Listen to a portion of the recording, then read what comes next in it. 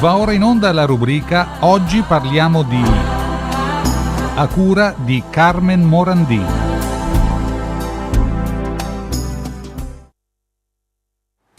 Ben ritrovati sulle frequenze di Veneto Globe Radio Conegliano.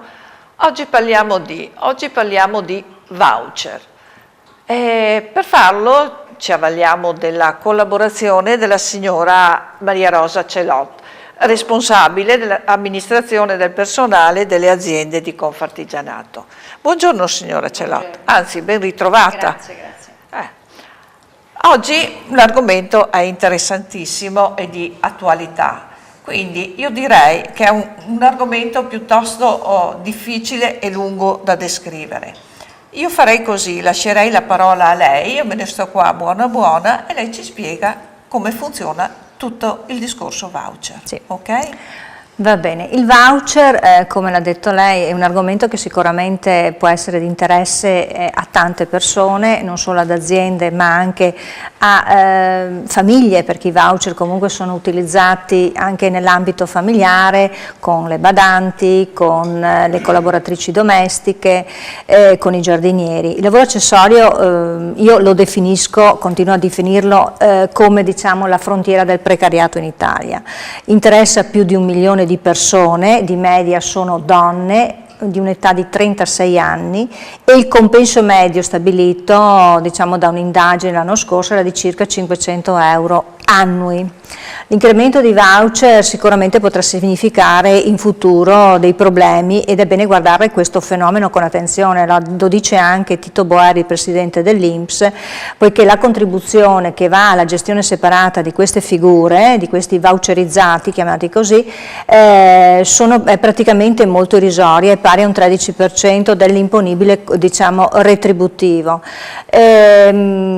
Teniamo presente che un minimo di voucher si attesta intorno ai 7,5 €, il buono è di 10 €, però 7,5 € va al voucherizzato e 2,50 € va alla contribuzione INPS e all'assistenza INAIL, all'assicurazione INAIL. Quindi di per sé diciamo sono di importi molto bassi e quindi andranno a alimentare di poco il fondo pensioni e queste persone si troveranno alla fine della carriera lavorativa con delle pensioni sicuramente irrisorie se non inesistenti.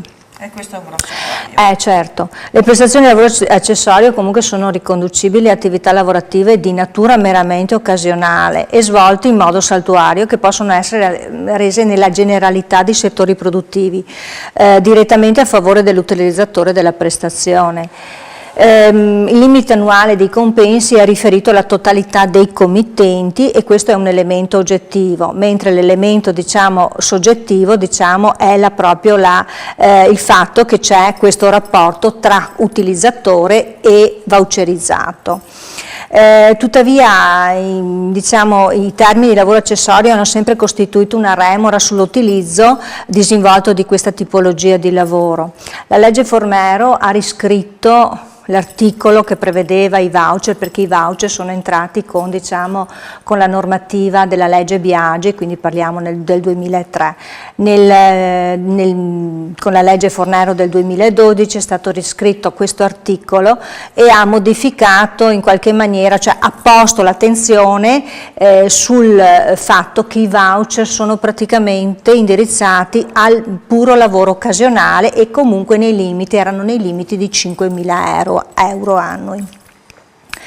Il Job Act, che praticamente 5.000 euro annui, 5.000 euro netti all'anno. 5.000 euro netti all'anno.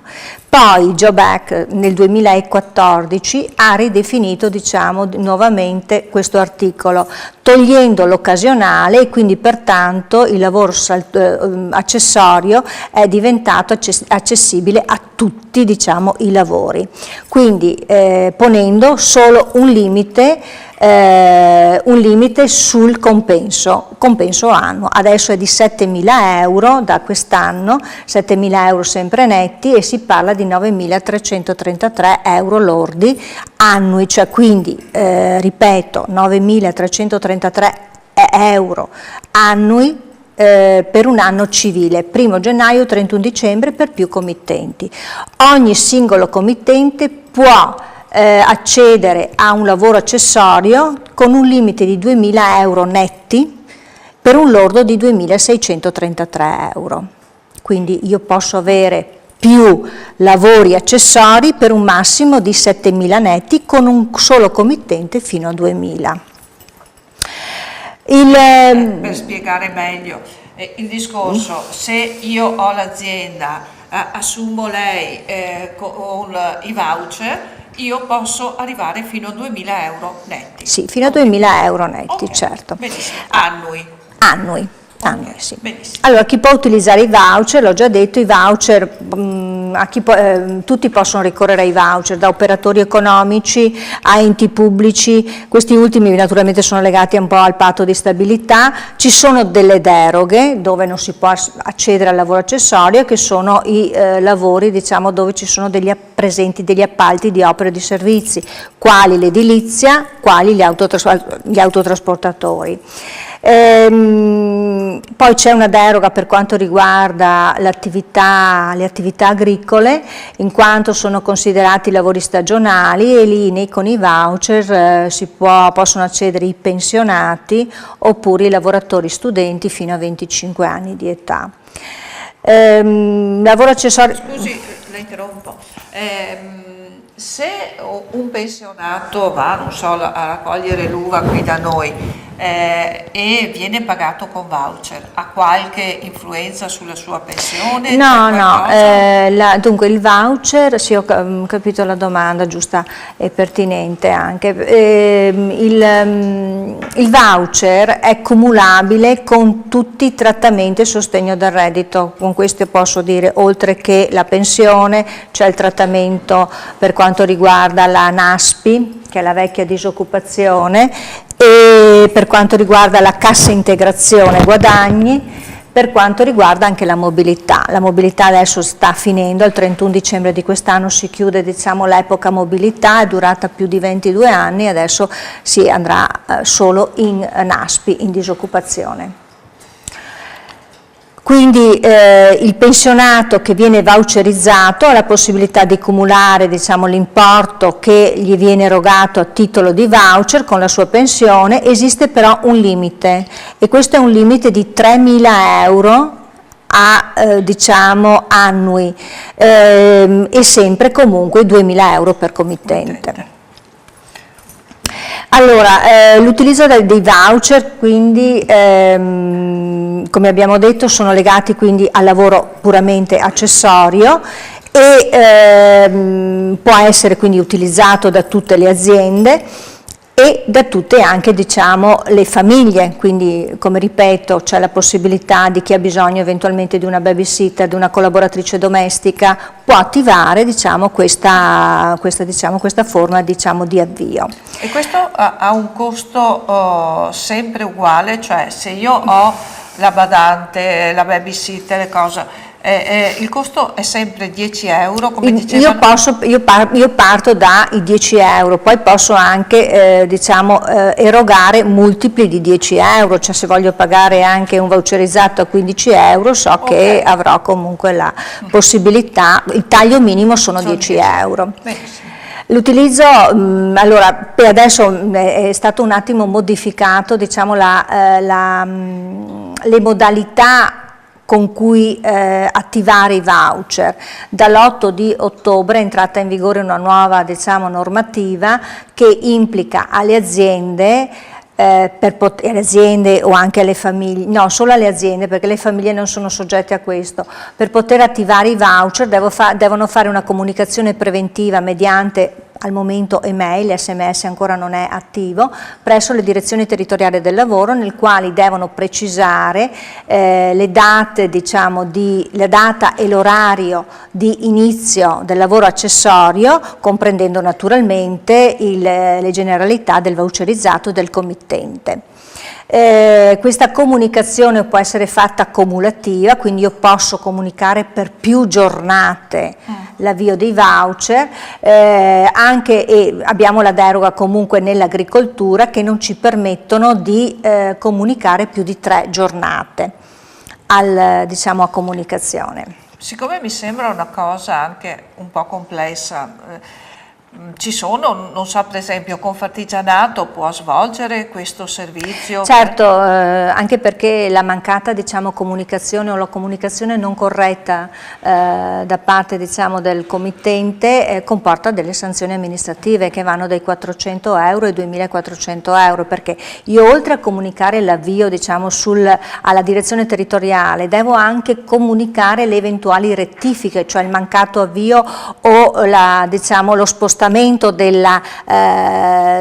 lavoro voucherizzato. Quindi tutte queste modalità di comunicazione chiaramente possono essere difficoltose per alcune persone che non sono attrezzate. Sì. Certo, noi come Confartigianato diamo risposta a questi servizi, noi siamo intermediari, quindi qualora un'azienda o anche una famiglia volesse praticamente attivarsi con i voucher, noi come intermediari entreremo nei portali dell'INPS, perché oltre alla comunicazione fatta alla direzione territoriale del lavoro esiste anche comunque da sempre l'accesso al portale dell'INPS, dove una volta acquistati i voucher io li devo accreditare ed abbinare al voucherizzato, andando a indicare anche il numero seriale.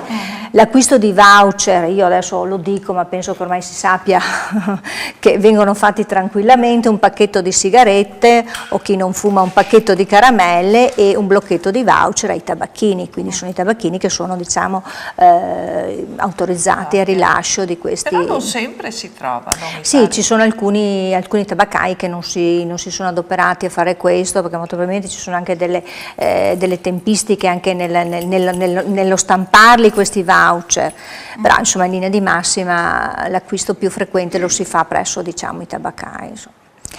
Allora, i voucher una volta che vengono attivati, oltre al servizio che noi facciamo di voucher, seguiamo anche tutto quello che ne consegue, perché il voucher comunque è sempre un rapporto di lavoro, quindi di per sé è soggetto anche alla formazione sulla sicurezza, è d'obbligo, anche se qualcuno dice di no, però se andiamo a guardarci il testo unico sulla sicurezza lo dicono chiaramente che anche i lavori accessori devono essere, diciamo, accompagnati a quel momento di formazione, che sono le 16 ore di formazione entro i 30 giorni dall'avvio. Quindi noi come Confartigianato siamo presenti anche in questo, perché abbiamo comunque una società di formazione che segue qualsiasi tipologia, diciamo, di assunzioni in questo percorso formativo, nei vari percorsi formativi. Poi che cosa dire dei voucher? I voucher, diciamo, la difficoltà iniziale può essere proprio le procedure dell'avvio, dopo di per sé una volta emesso, diciamo, il buono, chiamiamolo così, questo buono viene consegnato alla persona che presta il servizio e poi alla riscossione lo si fa tranquillamente presso, diciamo, o i tabaccai o presso, diciamo, le poste. Quindi è anche facile? Sì, anche facile, sì, non è soggetto alla tenuta l'azienda non è soggetta alla tenuta del libro unico, non c'è da fare cedolino paga, di per sé una volta dato il voucher si ha la copertura totale, sia sotto l'aspetto, diciamo, assicurativo che retributivo. Sì, trovo più difficile appunto a questo punto da parte dell'azienda o della famiglia committente fare questo tipo di discorso piuttosto che da parte di quello, o come usa lei la parola, voucherizzato, sì. Ecco, perché quello riscuote abbastanza facilmente. Quindi. Sì, diciamo che è una forma di assunzione che io la chiamo avviamento al lavoro molto libera, perché non ci sono vincoli, non c'è, diciamo, tutele sui licenziamenti, non ci sono preavvisi, non c'è. Una volta prestata il servizio viene pagato e la cosa, diciamo, si chiude in questo modo. L'unica, appunto, la premessa che avevo fatto è quella che si tratta di un lavoro, però effettivamente è un lavoro precario, quindi non dà sicurezze, nel senso che se il voucherizzato non ha problemi, parlo di natura, diciamo, potrebbe essere, non so, di salute, chiaramente la non prestazione non comporta nessun obbligo da parte, diciamo, del committente. Bene. Io direi che per oggi abbiamo detto abbastanza, o deve aggiungere qualcos'altro lei? A proposito... Cioè non è che a livello tecnico penso insomma di aver dato le informazioni, quelle che sono un po' quelle fondamentali, dopodiché, come vi ripeto, i nostri uffici di Confartigianato, io rinnovo comunque così l'invito di venirci a trovare con questa occasione, così almeno ci conoscete. Benissimo. Per chi non ci conosce. Per questa puntata abbiamo terminato coi voucher, noi ci vedremo sicuramente in futuro, parleremo di qualcosa di diverso, ma che sono tutte cose interessantissime, sia per gli artigiani che magari non sempre hanno l'occasione di poterla incontrare, e anche per le famiglie o cose che possono avere bisogno di questo. Quindi per oggi abbiamo terminato, io saluto tutti i nostri ascoltatori, saluto lei. Grazie. E alla prossima puntata. Grazie. Buongiorno ancora. Arrivederci. Avete visto ed ascoltato la rubrica Oggi parliamo di, a cura di Carmen Morandini.